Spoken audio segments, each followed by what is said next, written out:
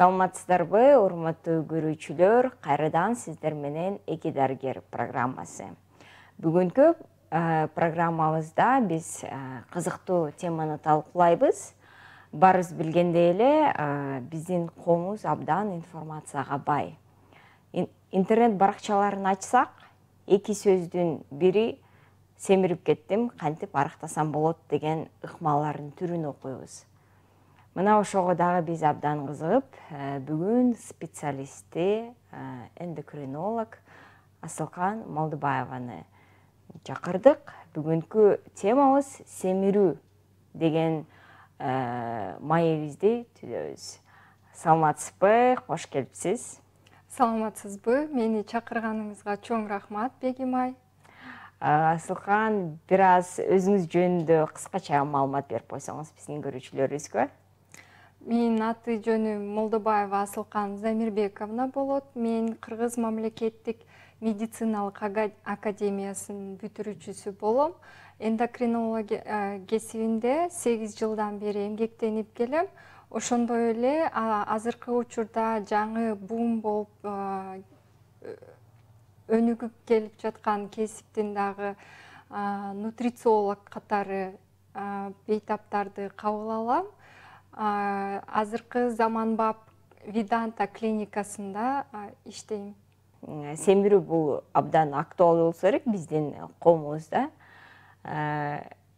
Интернет баракчаларынан эле методикаларды окуп алышып эле элдин баардыгы арыктап атса керек дейм да, кээде ошондой дагы ойго кетем да. Дегенде семирүү деген бул эмне, ошону айтып кетсеңиз, бир өзүнүн бир формуласы барбы, нормасы? Сиз айткандай эле семирүү бул азыркы учурда аябай актуалдуу оору болуп эсептелет. Дүйнөлүк саламаттык сактоо уюмуна таянсак, бул 21 кылымдын пандемиясы болуп эсептелет. Семирүү бул деген денедеги энергия түшүп, ошонун колдонуусу туура эмес бузулганы себебинен пайда болот. Мисалы деген, адам тамактанганда энергия алат. Ошол энергияны биз өз убагында иштеп чыгарбасак, ал энергия май катары сакталып, топтолуп кала берет да биздин денебизде. Ошондуктан эгер адам баласы аз кыймылдаса же тамакты бул мына биз кичине алдыга жүгүрүп кеттик окшойт. Анда ошо семирүүнүн себептери ушундан баштайлы.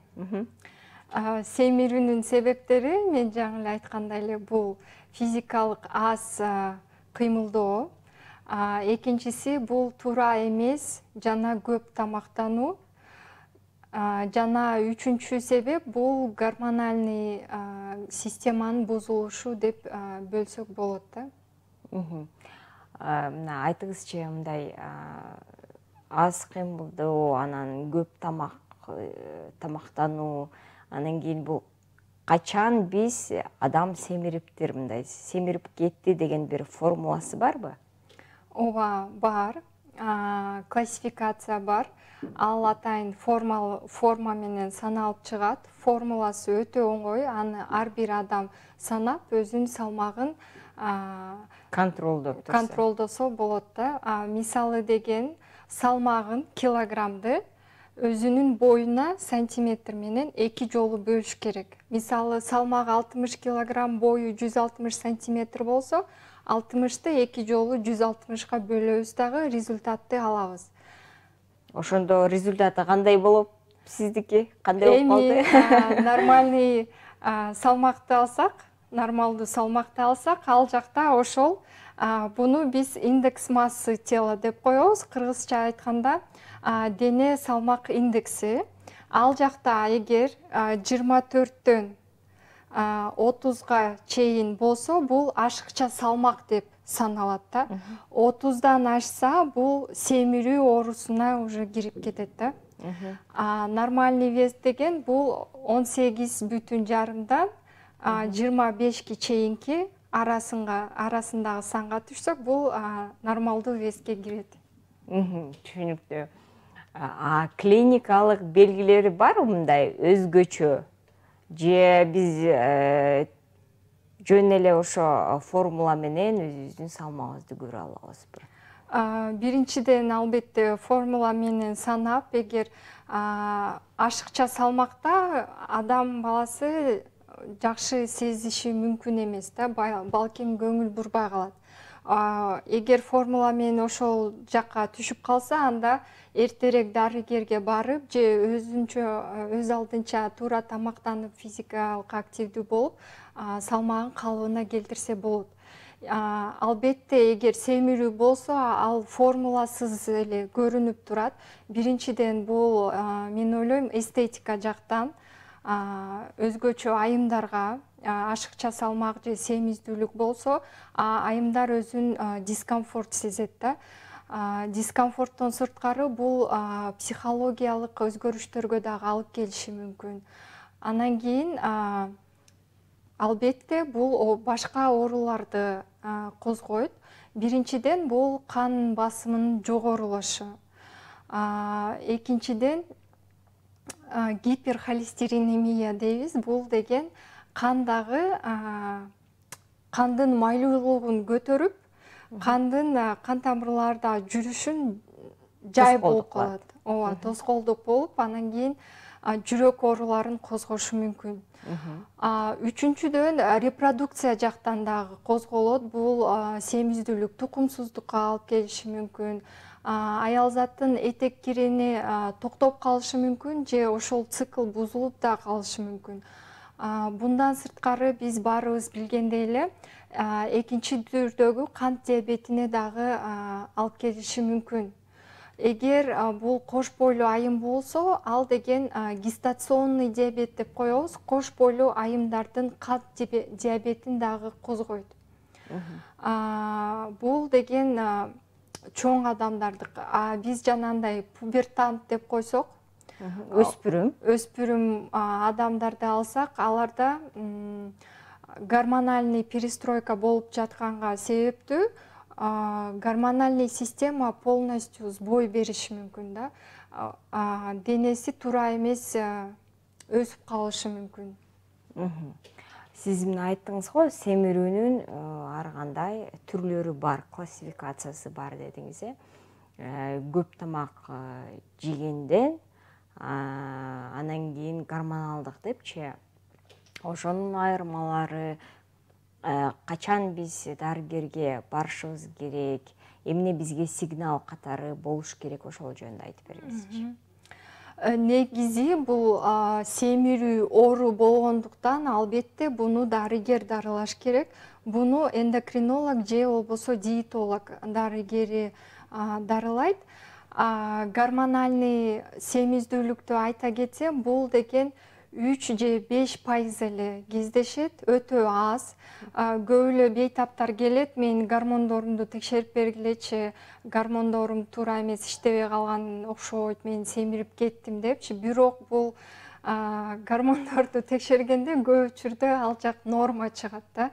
Көбүнчө бул туура эмес тамактануу жана аз физикалык активдүүдөн. Орусча айтканда образ жизни деп коебуз, ошол негизи себеби болуп эсептелет да.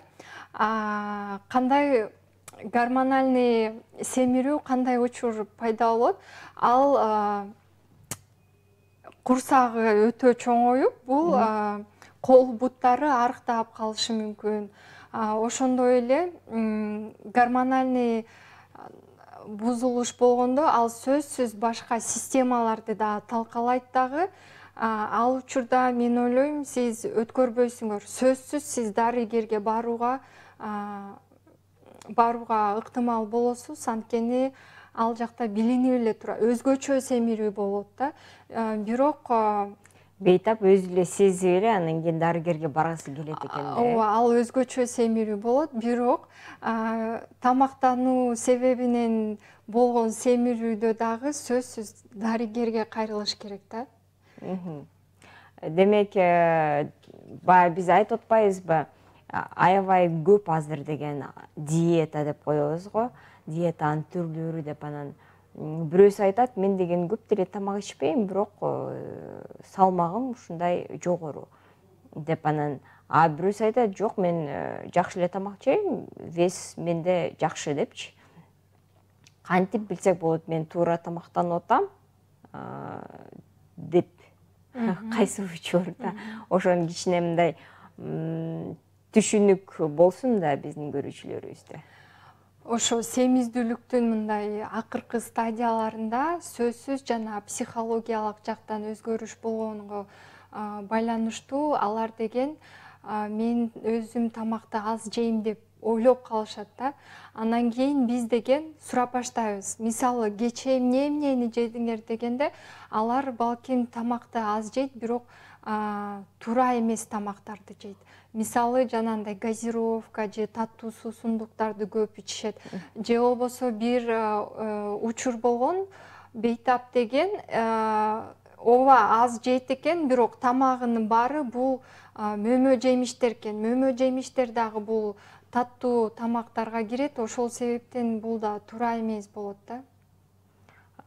Демек, углевод дейби же глюкоза дейби же ошол себептен. Тамак боюнча айтып кетейин, Ошол жөнүндө бир түшүнүк пайда болсун деп атам да, ошо тамак жөнүндө. Негизи Кайсы тамак деп эле аттарын айтып берсеңиз.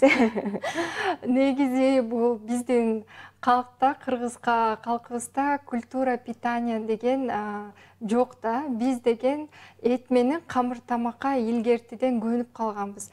Мисалы келип кетирсек, биздин улуттук тамагыбыз бул 5 бармак, эт жана камыр да.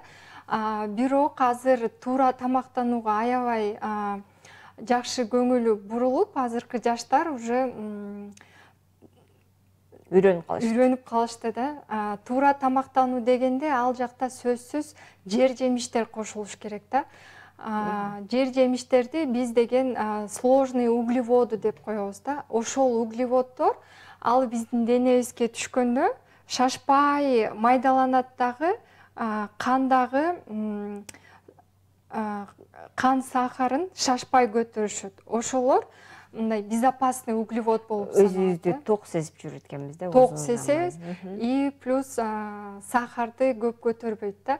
Ошондой эле жанагы Ошол продуктылар кайсылар мисалы? Мисалы, савиз, бадыраң, помидор, редька, жер жемиштер да.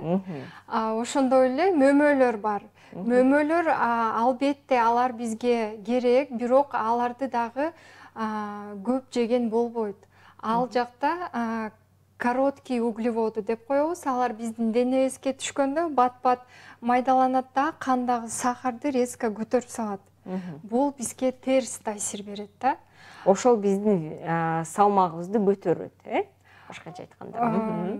Эгер ошондой туура эмес тамактардын саны көп болсо, албетте биздин салмагыбыз өсүп баштайт да. Ошондой эле жана кум шекер жөнүндө айтып келгим келет. Кум шекердин негизи эч кандай пайдасы жок. Бул научно доказанный факт. Медицинада буну ошондой эле белый яд деп коет да. Бирок кум шекерди биз аябай көп колдонобуз. Кум шекер жана кум шекерден жасалган азыктар, торт, печенье, вареньялар ошонун баары зыян азыктарына кирет. Албетте биз аны жесек болот, бирок ал рациондо болгону 10 эле процентти элеш керек да. Калган 90% бул жанагындай медленный углеводы деп коебуз, ошолор болуш керек да. Демек, эң бизге зыян алып келген бул кум шекер, таттуулар, анан кийин фастфуд деп көп, мисалы үчүн азыр тест таттым да. Ошол жөнүндө дагы көп сүйлөйт. Ошолор жөнүндө айтып бербейсизби? Ооба, фастфуд деген бул деген мусорная еда деп саналат. Ооба. Эмнеге дегенде ал жакта транс жыры деген бар. Транс жырыга ошондой эле маргарин кирет да. Маргарин жана ошодон жасалган азыктары бары. Анан кийин ал жакта жанагындай гигиена дегендер толугу менен сакталбайт.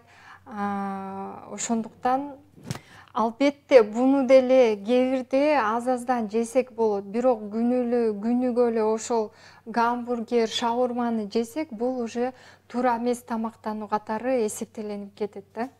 бардык анализдерибиз анда терс болуп баштайт экен. Терс таасир берип баштайт.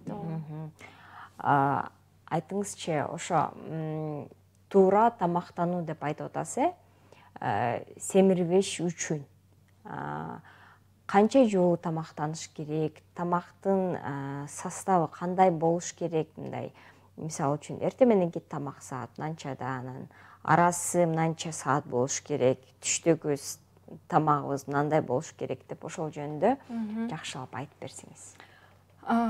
Туура тамактануу боюнча атайын тарелка бар. Ал Стэнфордский университет менен ойлонуп табылып чыккан. Ошол жөнүндө айтып кетейин.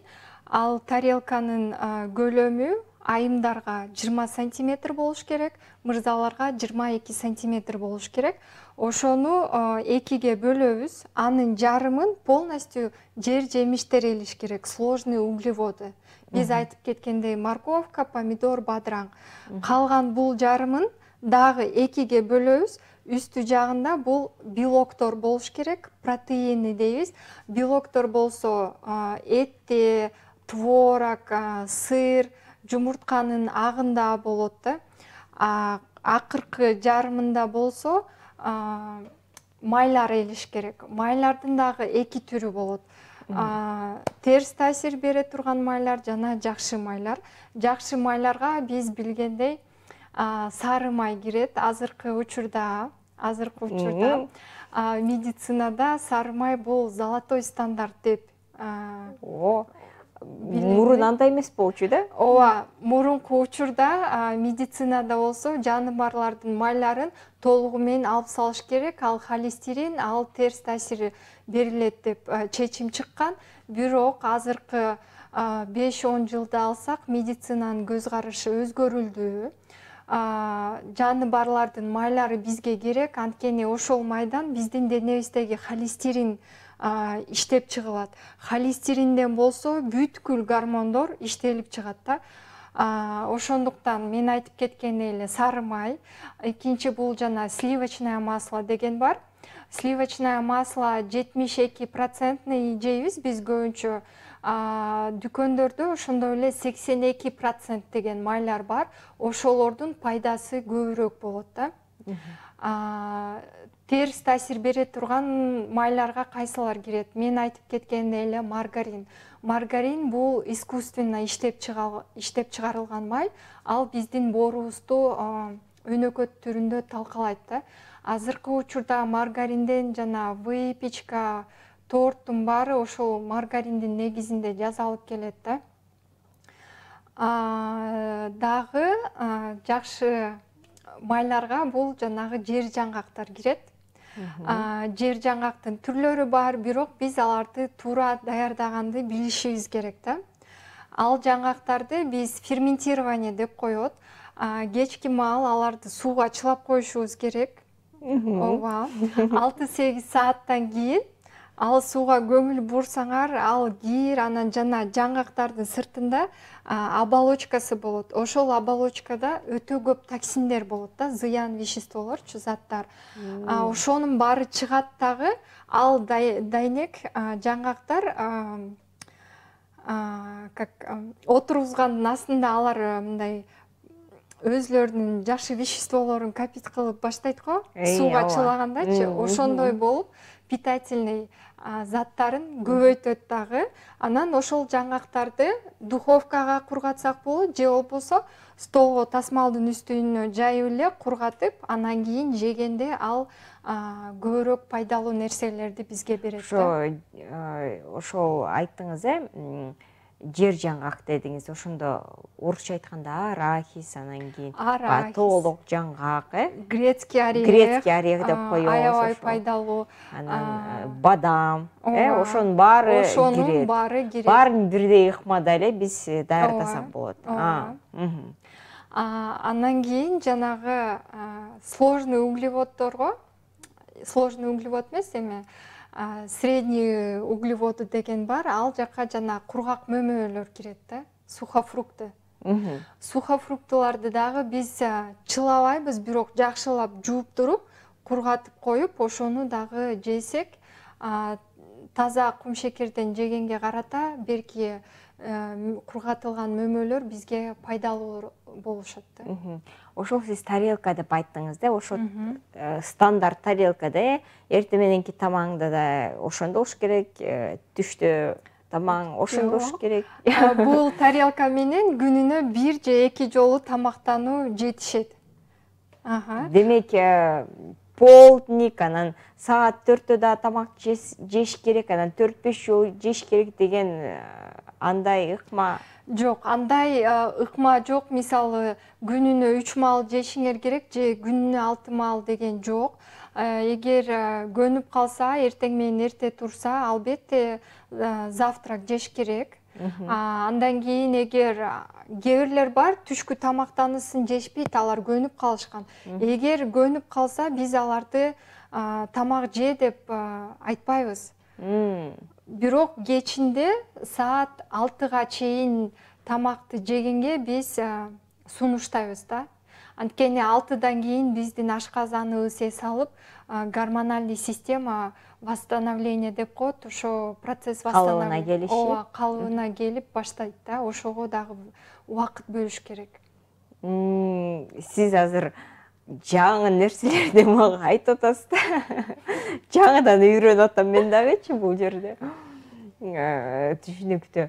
Ошондо семирүү албетте бул деген оору дедиңиз, бул жөн эле эстетика эмес дедиңиз. Зыян жаңы өнөкөт ооруларга, кандай ооруларга эң биринчи алып келиши мүмкүн? Семирип кетсе. Бул эме биздин денебиз бир болгондуктан, семирдүүлүк оору болгондуктан бул бир гана ооруга алып келбейт. Бул бүткүл орган жана системаларды талкалайт дагы. Жана мен айтып кеткендей, кан басымды жогорулатат, тукумсуздукту козгошу мүмкүн, экинчи түрдөгү кан диабетине алып келиши мүмкүн. Анан биз артроз деп коебуз. Бул эки тизенин арасында салмак чоң болгондуктан биздин сөөктөрүбүз дагы көтөргөнгө кыйналып калат дагы, эки тизе бири-бирине сүрүлүп калат. Бейтап баса албай калышы мүмкүн да. Ошондой артрозго дагы алып келиши мүмкүн. Жана грыжа деп коебуз. Бул омуртканын арасындагы дисктер салмак чоң болгондуктан жанчылып, ал жана нервтерди кымчып калат да. Ошондо мына бүт органдарды козгоп, толтура ооруларга алып келет да. Анда вес, салмак ичине көбөйсө, анда адам ойлош керек экен да. Сиздин оюңузча ошо эмне кылыш керек? Мисалы үчүн, адамда ашыкча салмак бар, өзү дагы сезип атат, билип атат. Эң биринчи эмне кылыш керек? Специалистке кайрылыш керекпи? Кайрылыш керек болсо, кандай специалистке жана кандай аракет кылыш керек? Ашыкча салмак болгондо сөзсүз биринчиден мен дарыгерге кайрылышты сунуштайм. Биринчиден гормональный өзгөрүштөрдү биз текшеришибиз керек. Эгер ал жак таза болсо, анда жанагы образ жизни боюнча сунуштар берилет. Азыркы учурда нутрициологдор деген дагы бар. Ошолорго деле кайрылса болот да. Бирок эндокринологдон кийин гормональный фон нормальный болсо, анда нутрициологко кайрылып, питание тамактануу боюнча иштөөсө болот да. Бирок бир гана туура тамактануу жетиштүү эмес. Жана мен айтып кеткендей, сөзсүз физикалык активдүү болуш керек да. Азыркы медицинада бул Дүйнөлүк саламаттык сактоо уюмуна таянсак, жумасына 150 минута биз кыймылдашыбыз керек. Бул биздин күнүмдүк кыймылдоо, ал саналбайт. Мисалы, жумушка барып келген, үй окатын жасаган, ал кирбейт. Мындан сырткары спорт катары биз же чуркашыбыз керек, же жана бийлерге катышыбыз керек, же болбосо сүзүү. Жөн эле басыш керек, Басканда, мисалы, жайма-жай сейилдөө ал саналбайт. Скандинавская ходьба дейт. Бат-бат колду кыймылдатып, кара терге түшкүчө бассак, ошол саналат да. Же болбосо өз алдынча чуркасак болот. То есть активная физическая активность болуш керек. Демек, мисалы үчүн ашыкча каражат болбосун деген адамдарга сиз кеңеш берсеңиз, чуркаш керек деп атасыз, э? Чуркаса болот. Чуркаса күнүнө жумасына канча күн же болбосо күнүнө канча саат? Эгер күнүнө болсо 30-40 мүнөттөн, жумасына 3 жолу болсо анда 1 сааттан да. Жумасына, через день болгондо 3 күн да, жумасына 3 күн болгондо 1 сааттан болуп калат. Толугу менен бир жумада минимум эң аз 150 мүнөт болуш керек да. Түшүнүктүү. Ошол чуркап жатканда жай чуркаса, мисалы үчүн, ошол дагы айырмасы барбы? Эгер ал жаш адам болсо, Орточо ылдамдык менен чуркаса, мисалы үчүн. Саналат. Активный физический активностька кирет да алчы. Мисалы, эгер өнөкөт түрү менен оорулары менен бейтап болсо, жүрөк оорулары болсо, кан басымы жогору болсо, албетте анда чуркаган болбойт. Анда жанагындай бат-баттан басыш керек да. Бирок өзүнүн сезимине көңүл буруш керек. Эгер өзүн жаман сезип баштаса, албетте азайтыш керек басымычы. Демек, дегенде физикалык активдүүлүк кылайын деп жатса, дегенде специалистке кайрылып, сурап, кандай, эмне кылыш керек, эмне тамак жеш керек, кантип активдүүлүк кылыш керек деп сурап, анан кийин кыймыл аракет кылса, анда абдан жакшы экен, э? Кийинки дагы бир суроом бар. Ошол күнү ошо чуркап атса, мисалы үчүн, эртең менен чуркаш керекпи же кечинде чуркаш керекпи, мындай айырмасы барбы?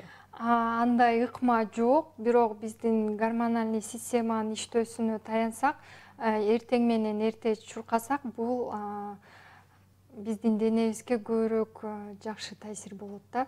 Түштөн кийин биздин денебиз уже эс алууга даярданып баштайт. Албетте кылсак болот, албетте. Бирок мен ойлойм, эртең менен көбүрөөк жакшыраак таасир берет депчи. Жумушта дагы өзүң бодри болуп жүрөсүң да андай. Анан кечинде жумуштан кийин чарчап келип, анан жинин келип фитнеске барбаш керек да. Анткени с удовольствием, баарын с удовольствием жасаш керек. Демек, биз азыр дарылоо ыкмасында сүйлөштүк, анан кичине профилактиканы дагы кичине козгоп кеттик. Ошол эле активдүүлүк, физикалык активдүүлүк, туура тамактануу дагы эмне профилактикага кирет? Профилактикага мен айтып кетким келет. Уйкуга аябай көп көңүл буруш керек.